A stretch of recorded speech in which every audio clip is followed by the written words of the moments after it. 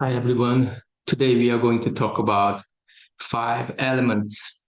So what is the five elements and why we need this theory? Ancient people, they used the yin-yang theory, as I told you in the last video, to explain the universe and also the human body, the physiology and pathology.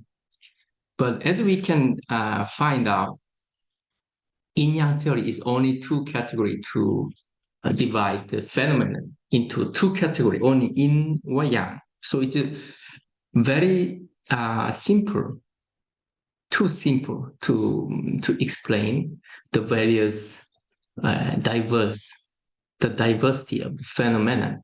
So they need a more complicated systemic category that is five elements. So they created the five categories, and then they made five groups to divide each phenomena into five groups. There is five elements.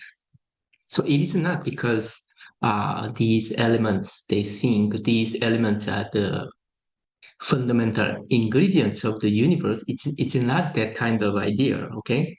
Please don't misunderstand. So wood, fire, soil, metal, water. This is five elements. But this is not material idea. Okay, this is not.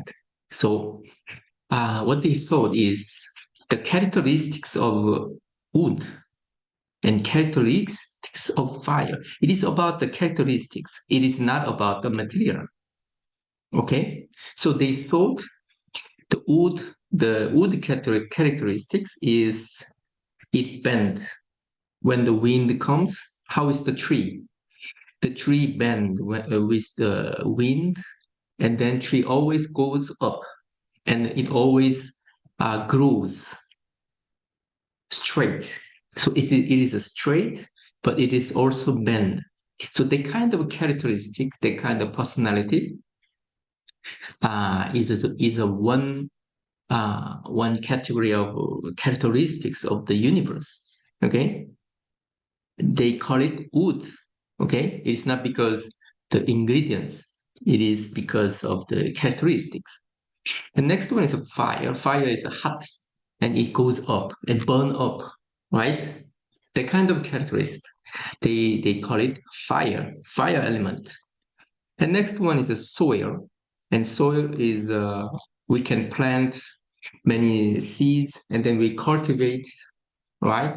The soil is kind of the ground, the land, and it accepts everything, and everything can grow from the land, the soil. So it's very passive, accepting, and nourishing, right? So there is a soil. Metal is hard, right? And it follows as it changes. So metal is like fall, the autumn.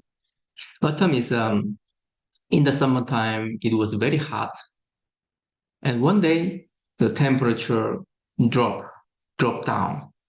It means the nature want to change from the summer to the winter. So it's a big decision. And then uh, from that day, the temperature goes down.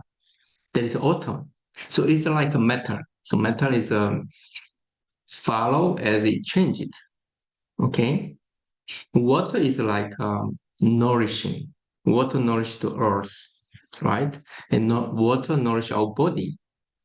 And it flows down. It flows down. When it enters something, then it go around and then it flows. It still flows.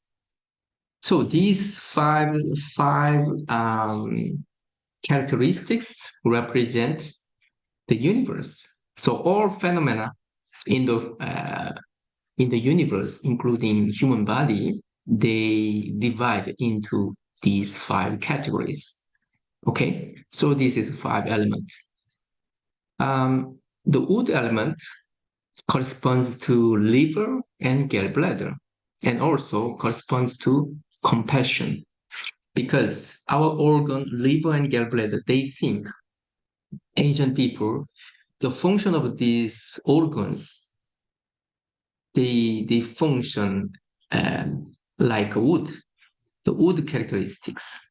Okay, so later I will explain the functions of each organs and why they thought in this way. Maybe you will understand later, but now you just study the corresponding organs.